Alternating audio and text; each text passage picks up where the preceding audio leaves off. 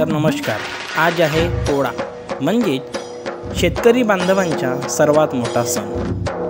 तर मग पोळ्यानिमित्त आम्ही आलो आमच्या मूळ गावी.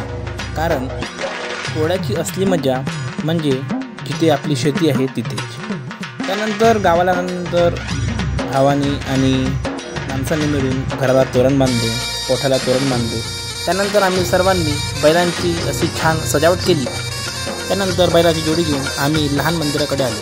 त्यानंतर हे अशी एक परंपरा आहे की लहान मंदिराजवळ त्यांची पूजा केली जाते.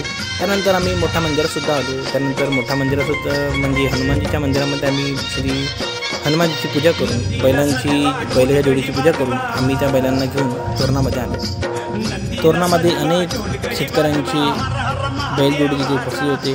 असे आमच्या गावामधली अनेक बैलजोडी तिथे उपस्थित होती.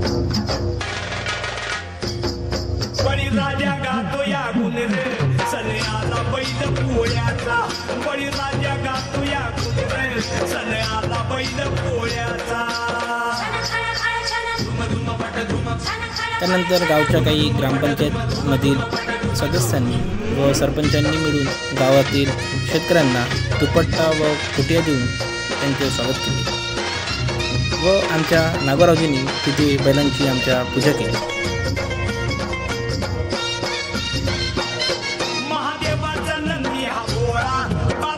मग त्यानंतर गावातील काही आमची मित्रमंडळी भेटले. त्यानंतर आम्ही काही लोकांना झडती म्हणायला लावली व मस्त झडतीचा आनंद घेतला.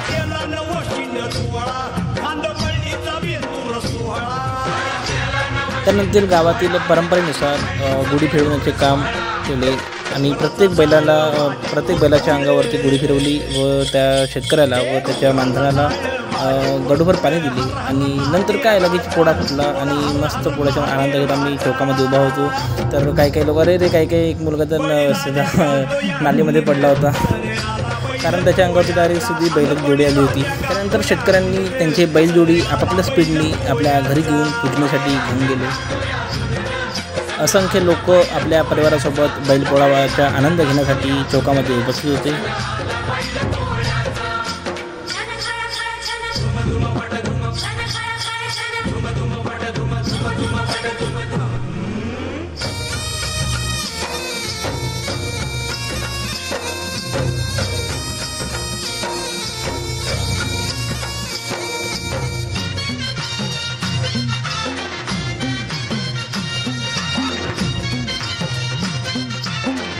त्यानंतर आमची बैलजोडी आमच्या माणसांनी घरी आणली. त्यानंतर आईने त्याची पूजा केली. गुलाल बुक्का वगैरे लावून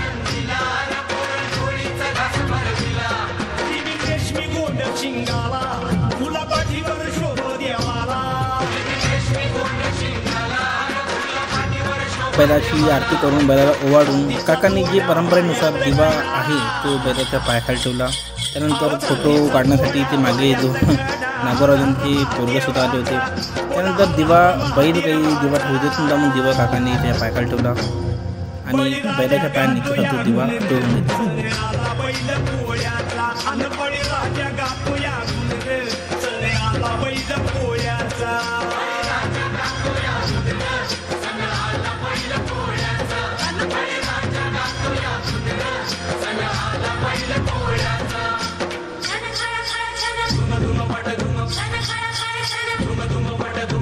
गावातील अनेक शेतकऱ्यांची बैलजोडी आमच्या घरी येऊ लागली.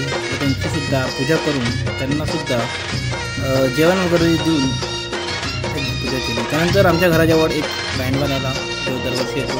अशा प्रकारे मस्त पोळा हा साजरा झाला. त्यानंतर शेवट मस्तपैकी सगळ्यांची म्हणून आम्ही जेवण केले व मस्त पोळ्याचा आनंद घेतला. धन्यवाद. भेटूया आता पुढच्या ब्लॉगमध्ये.